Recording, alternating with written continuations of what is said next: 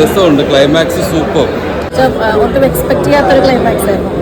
പോലെ തന്നെ ക്ലൈമാക്സ് കെട്ടിച്ചിട്ടുണ്ട് കേട്ടോ.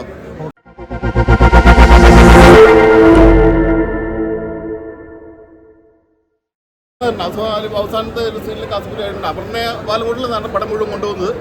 കുഴപ്പമില്ല, നല്ലൊരു ദൃശ്യം 3 മുമ്പ് ഈ പടം വർത്താണ്.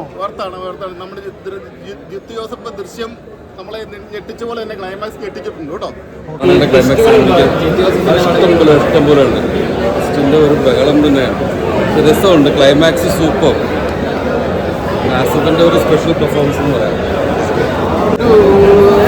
ഒരു പ്രിഡിക്റ്റീവ് പടമായിട്ട് തോന്നി, പക്ഷേ അവസാനത്തെ ക്ലൈമാക്സിൽ കൂടുതൽ ജിത്തു ജോസഫിന്റെ സ്റ്റൈലിൽ തന്നെ തീർത്തിട്ടുണ്ട് കേട്ടോ.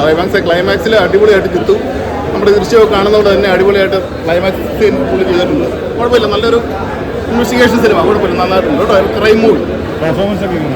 അല്ല, അപർണ ബാലകോട്ടിലാണ് മെയിൻ റോൾ കേട്ടോ. പുള്ളിക്ക് നായകപ്രധാനത്തെക്കാളും കൂടുതൽ നായകപ്രധാനമുള്ള ചിത്രമാണ്. ഫുൾ പുള്ളിക്കാരിയാണ് അപർണയാണ് പടം മുഴുവൻ കൊണ്ടുപോകുന്നത്. ക്ലൈമാക്സ് അടിപൊളിയായിരുന്നു.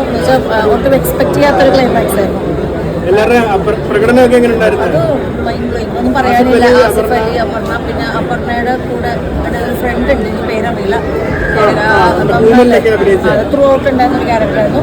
നല്ലായിരുന്നു, നല്ല പെർഫോമൻസ് ആയിരുന്നു. നമ്മൾ പ്രതീക്ഷിക്കാത്ത ക്ലൈമാക്സ് ഞെട്ടിച്ചു, ശരിക്കും ഞെട്ടിച്ചു. ഇല്ല, പറ്റില്ല.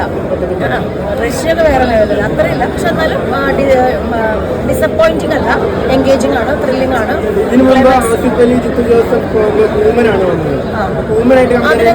അത് എനിക്ക് പേഴ്സണലി അതിനേക്കാളും ഇഷ്ടപ്പെട്ടു. എൻഗേജിങ് ആയിരുന്നു. കാണാനുള്ളവർ കാണണം. എന്തായാലും കാണാനുള്ളൊരു സിനിമയുണ്ട്. ഒരു വ്യത്യസ്തമായ ഒരു സിനിമയാണ്. ക്ലൈമാക്സ് എന്തായാലും ഞങ്ങളെ ഡിസപ്പോയിന്റ് ചെയ്യില്ല. നല്ല പടമാണ്. ജിത്തു ജോസഫിൻ്റെ ഒരു പടത്തിൽ നമുക്ക് പ്രതീക്ഷ നല്ല ലഭിക്കുന്നുണ്ട്. പിന്നെ ഫസ്റ്റ് ഹാഫിൽ പറയുകയാണെങ്കിൽ കുറച്ചൊരു ലാഗ് പരിപാടി ഉണ്ട്. സെക്കൻഡ് ഹാഫിൽ തുടക്കത്തിൽ അങ്ങനെ തന്നെ. പിന്നെ പടം തുടങ്ങണമെന്ന് വെച്ചാൽ നമ്മൾ ഇരുത്തിക്കളഞ്ഞ് ലാസ്റ്റത്തെ ഒരു 20 മിനിറ്റ് ഒരു ജിത്തു ജോസഫിൻ്റെ ഒരു നമ്മുടെ ദൃശ്യം മോഡൽ പടം. ദൃശ്യത്തിൻ്റെ തന്നെ വേറൊരു ടൈപ്പ്.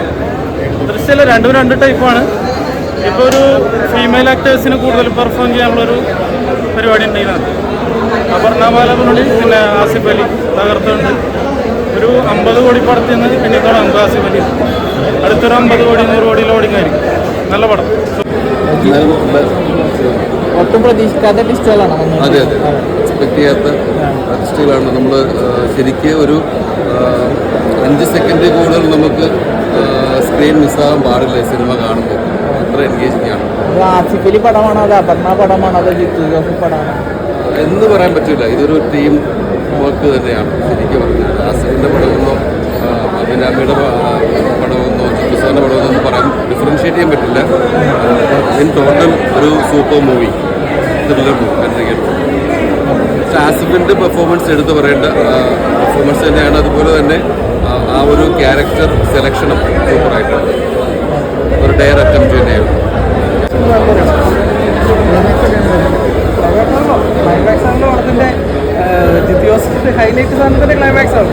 ആ ക്ലൈമാക്സിന് 100% ജിത്തു ജോസഫ് ഒരു സാറ്റിസ്ഫാക്ഷൻ തന്നിട്ടുണ്ട്. അത് ഒരു രീതിയിൽ നമ്മൾ എന്തെങ്കിലും പറഞ്ഞാൽ റിവ്യൂലായി പോകും. അതുകൊണ്ട് പക്ഷേ ആസിഫും അപർണ ബാലമുരളി അവർക്ക് കൊടുത്തിരിക്കുന്ന സാധനങ്ങൾ ഇപ്പോൾ ഷാജഹാനുണ്ട്, ഹക്കീം ഷാജഹാനുണ്ട്, ദീപക്കുണ്ട്. അതെല്ലാ റോളുകളും ഇമ്പോർട്ടൻസ് തന്നെയാണ്. അത് ഈ പടത്തിൻ്റെ എൻഡിങ് സ്റ്റേജിലാണ് നമുക്ക് റിവീലാണ്. ആ റിവീലാണ് ഒരു ടെസ്റ്റ് കൊടുക്കാന്ന് പറഞ്ഞ ഡയറക്ടർ ഏറ്റവും വലിയ കഴിയും. അത് ജിത്തു ജോസഫ് ഓഡിയൻസിനെ വന്നിട്ടുണ്ട്. ടിക്കറ്റ് എടുക്കുന്ന വർത്താണ് ഫാമിലി ഓഡിയൻസിന് എക്സെപ്ഷനിൽ വർത്താണ്. സ്ലോ ഫേസിലാണ് ആരും ഉപയോഗിക്കുന്നത്. പക്ഷേ ജിത്തു ജോസഫ് സംഭവർക്ക് അപ്പോൾ പക്ക ജിത്തു ജോസഫ് പടം അവിടെയാണ് വരുന്നത്. ജിത്തു ജോസഫിന്റെ ഒരു സ്ഥിരം പാറ്റേൺ തന്നെയാണോ ഇത് കാണുന്നത്? ആദ്യമൊക്കെ എല്ലാവരും നമുക്ക് കാണുമ്പോൾ കുറച്ചൊക്കെ അതുപോലെ അല്ലാന്നൊക്കെ തോന്നിക്കും. പക്ഷെ പിന്നീട് സെക്കൻഡ് ഹാഫ് അദ്ദേഹം പറഞ്ഞതുപോലെ തന്നെ ഓരോ സിനിമയും വ്യത്യസ്തമാണല്ലോ. എല്ലാം ദൃശ്യം പോലെ ചെയ്യണമെന്നില്ലല്ലോ. പക്ഷെ ദൃശ്യം പോലെയല്ല, ഇത് വേറൊരു ടൈപ്പാണ്. പക്ഷെ ഭയങ്കര രസമുണ്ട്. ആസിഫ് അലി ജിത്തു ജോസഫ് കോംബോ വർക്കൗട്ട് നന്നായിട്ടുണ്ടായി. അതിൽ അപർണ ബാലമുരളി നന്നായിട്ട് ചെയ്തിട്ടുണ്ട്. നല്ല ഫൈറ്റൊക്കെ. അപർണയുടെയും ആസിഫ് അലിയുടെയും കോംബോ നോക്കിക്കഴിഞ്ഞാൽ ഇതിന് മുന്നുള്ളൊക്കെ ഒരു റൊമാൻറ്റിക് ഫൺ കോമഡി എലമെന്റ്സ് ആണല്ലോ. ഇത് വരുമ്പോൾ ഒരു സീരിയസ് ജോണറല്ല. അതിൽ ഇവരുടെ കോംബോ വർക്കൗട്ട് നല്ല കോംബോ ആയിരുന്നു. ഇതിന് പിന്നെ അവർ പക്ക നമ്മൾ പ്രതീക്ഷിക്കാത്ത രീതിയിലാണ് അവരുടെ ഒരു ബോണ്ടിങ്ങും കാര്യങ്ങളൊക്കെ പോകുന്നത്. പക്ഷെ അത് കുറെ പറഞ്ഞ സ്പോയിലർ ആയിരുന്നു. നല്ല രസമുണ്ടായി. പ്രതീക്ഷിക്കാത്ത ക്ലൈമാക്സ് ആണ്. തിയേറ്ററിൽ തന്നെ കാണേണ്ട ഒരു മൂവിയാണ്.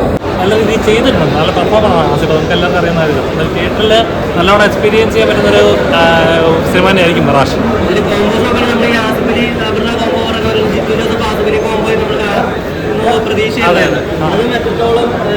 അത് വർക്കൗട്ട് ആയിട്ടുണ്ട്. ഇപ്പോൾ ജിത്തു ജോസഫ് എന്ന ഡയറക്ടറിൽ എത്രത്തോളം വിശ്വസിക്കുന്നു, അതുപോലെ ആസിഫ് എന്ന ആക്ടറിൽ നമുക്ക് വിശ്വസിച്ച് കാണാൻ പറ്റുന്ന ഒരു പടം തന്നെയാണ് മിറാഷ്.